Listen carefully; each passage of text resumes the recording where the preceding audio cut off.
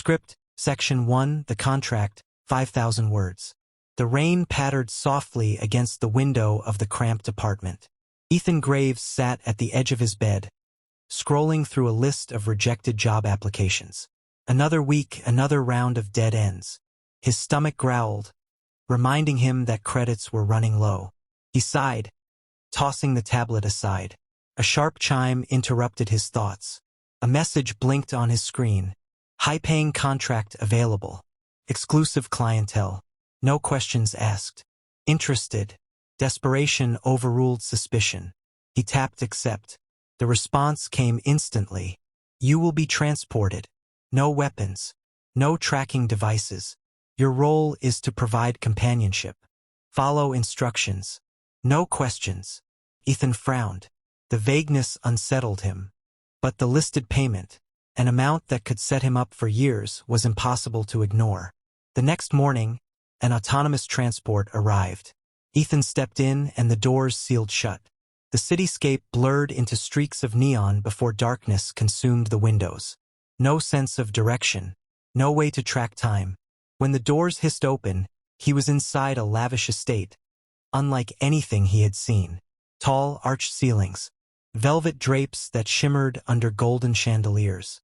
The air carried a faint trace of something sweet and unfamiliar. At the center of the room, a figure awaited. She was tall, elegant, her form wrapped in gold-threaded fabric that clung like liquid metal. A delicate mask adorned her face, intricate like filigree, leaving only piercing green eyes visible. Her skin shimmered, no, pulsed, as if light itself wove through it. You are Ethan Graves. Her voice was smooth, but distant. Yeah, and you are. Your employer. That is all you need to know. Something about the way she spoke made his instincts bristle. But he forced a nod. I was told I'd be offering company. She tilted her head slightly. You will do as instructed. You will not ask about me. You will not remove my mask. In return, you will be well compensated. Ethan exhaled slowly. Something was off. But the pay was too good. Understood. Time passed strangely in the estate. No clocks. No windows showing the outside world. But the days settled into a routine. Varis, as he decided to call her, since she never offered a name, requested his presence often. Sometimes to simply sit in silence. Other times to engage in slow, measured conversation. She never spoke of her past.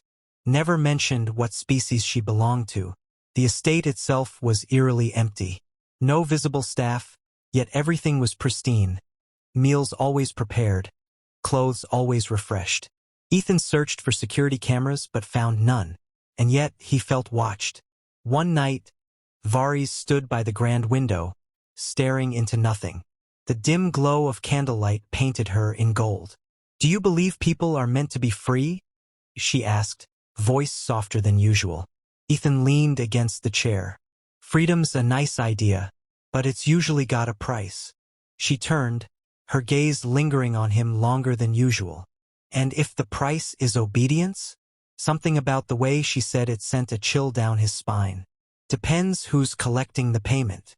Silence stretched between them. Then, as if realizing she had said too much, Varis stepped back into the shadows. The next morning, the routine continued as if the conversation never happened. Ethan's unease grew. He began testing boundaries. Stepping into hallways he wasn't explicitly invited to. Doors didn't lock, but they never led anywhere that told him more about the estate. It was like walking through a carefully curated illusion. Then one evening he heard it. A whisper.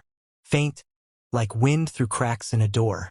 Except the walls had no cracks. And the voice wasn't his own. He turned sharply, nothing. But the air felt different. Charged. Alive. His breath came slower. His instincts screamed that something was terribly wrong. He found Varis in the sitting room, absently running her fingers along the armrest. Do you ever wonder, she mused, if you're here because you chose to be, or because something decided it for you? Ethan's muscles tensed. Is this about me? Or you? She didn't answer, didn't even blink, just turned away. That night, sleep didn't come easy. And when it did, he dreamed of golden chains. The whisper returned. This time it wasn't a trick of the mind. Ethan sat up, heart pounding. The room was still, bathed in the soft glow of ambient light. He strained his ears. "Can you hear me?" The voice was neither loud nor urgent. It was measured, controlled. He swung his legs over the bed and scanned the room. Empty. He pressed his palm to the wall. It was cool, solid. Normal. But the voice wasn't in his head. It was real. His fingers curled into a fist. "Who's there?" Silence. The next morning, Varys waited as usual, reclining in the grand lounge. Her mask reflected the light, making it impossible to tell where her eyes lingered. "You look tired. Didn't sleep well. Strange. This place is designed for comfort." Ethan felt a chill at her choice of words. Designed. Not built. Not intended. He leaned forward. "What is this place?" Varys stilled. The golden shimmer across her skin pulsed once, then settled. "Does it matter?" He exhaled sharply. "It does if I don't know whether I'm here by choice." For a split second, something flickered across her form. A distortion. The edges of her mask wavered, as if struggling to hold their shape. Then, just as quickly, it was gone. Varys rose. "Some questions are dangerous."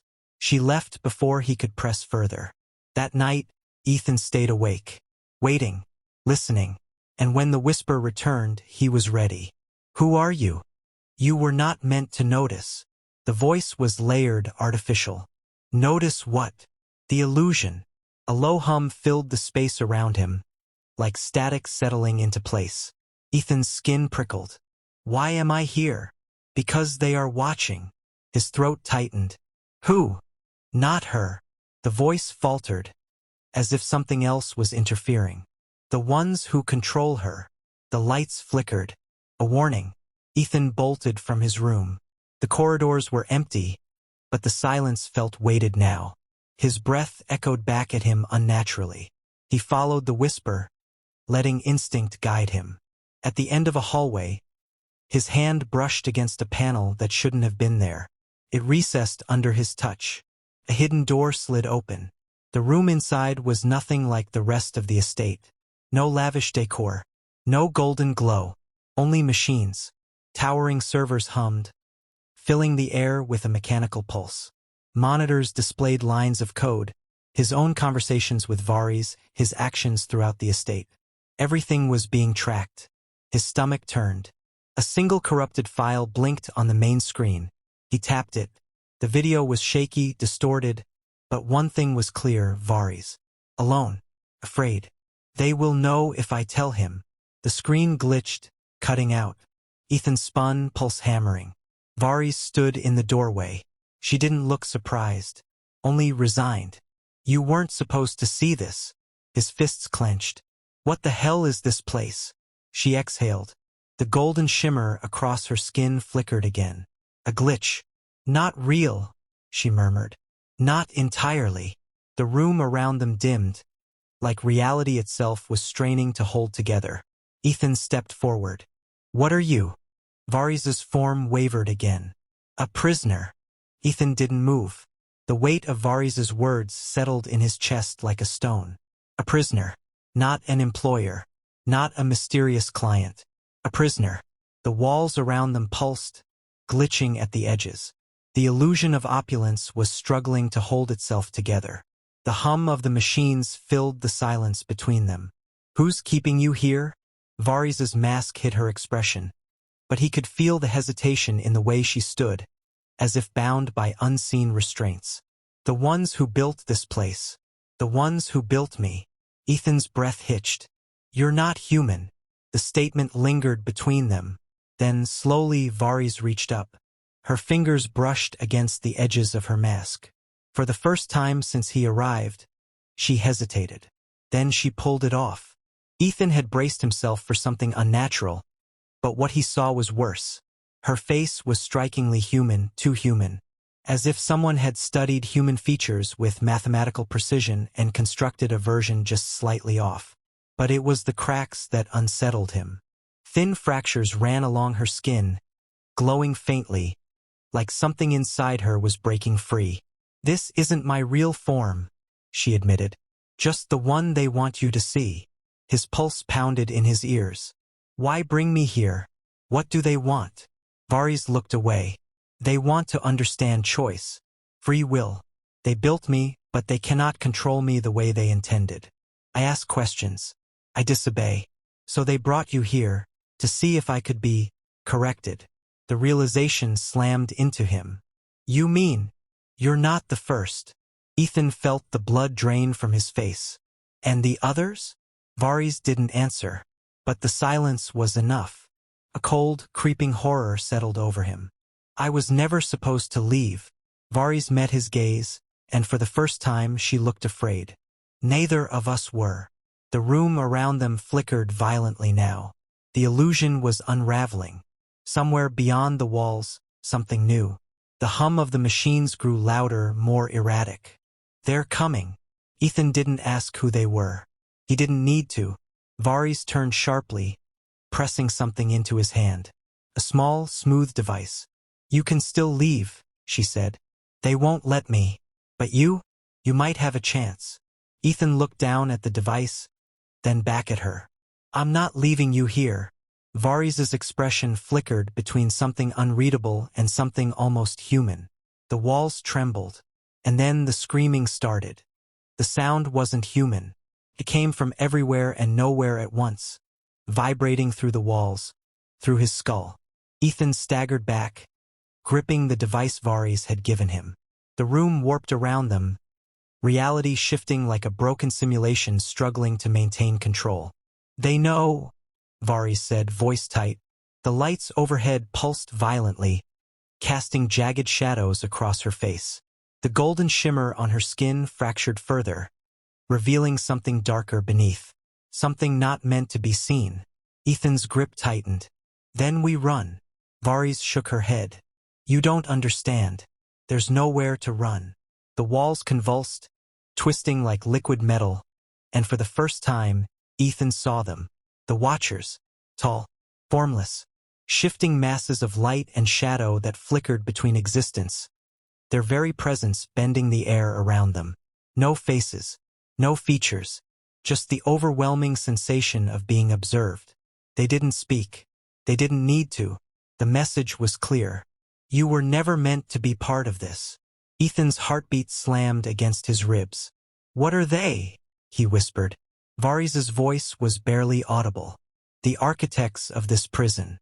And now they've decided you're a liability." The Watchers moved not with steps, but with intent. The space between them shortened, though they never truly touched the ground. Ethan's body screamed at him to run, but he held his ground. "You said they can't control you," he said, forcing his voice to stay steady. "That's why they brought me here, to see if I could break you. But what if we break them first?" Varys stared at him. The Watchers surged forward. Ethan acted on instinct. He gripped the device and pressed down. A pulse of energy rippled outward, distorting the air like a shockwave. The Watchers faltered. The illusion flickered violently. The walls, the chandeliers, the entire grand estate glitched. And then it cracked. The world around them shattered like glass. For the first time, Ethan saw the truth.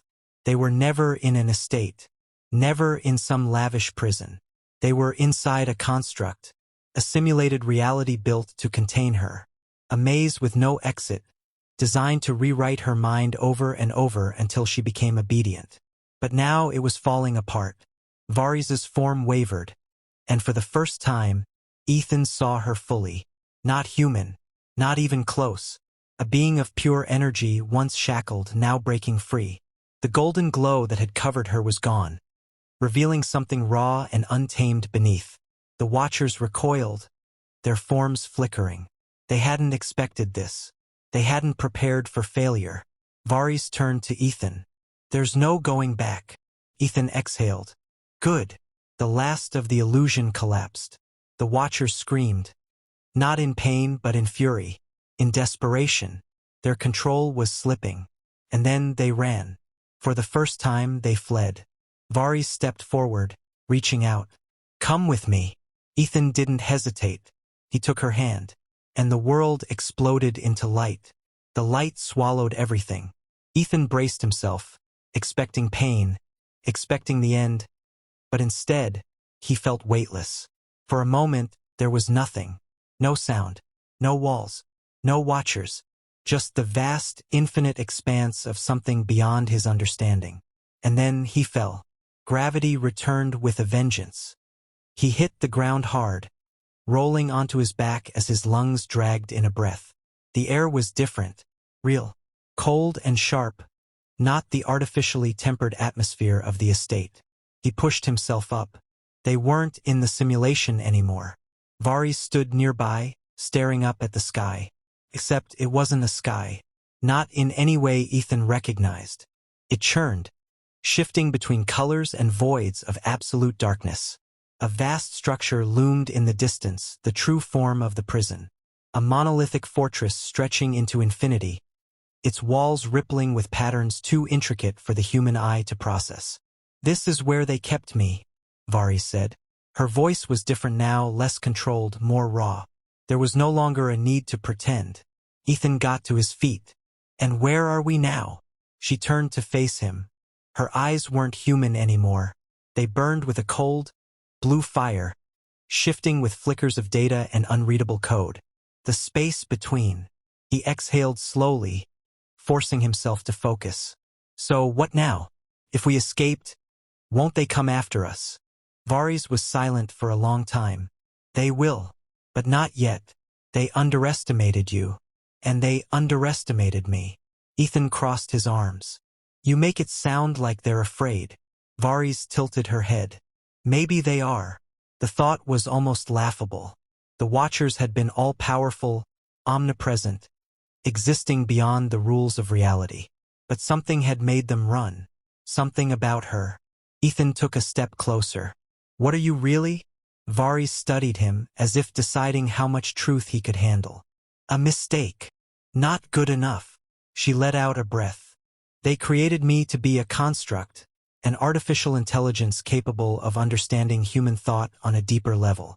They wanted a tool, perfect system, something that could predict, control, manipulate.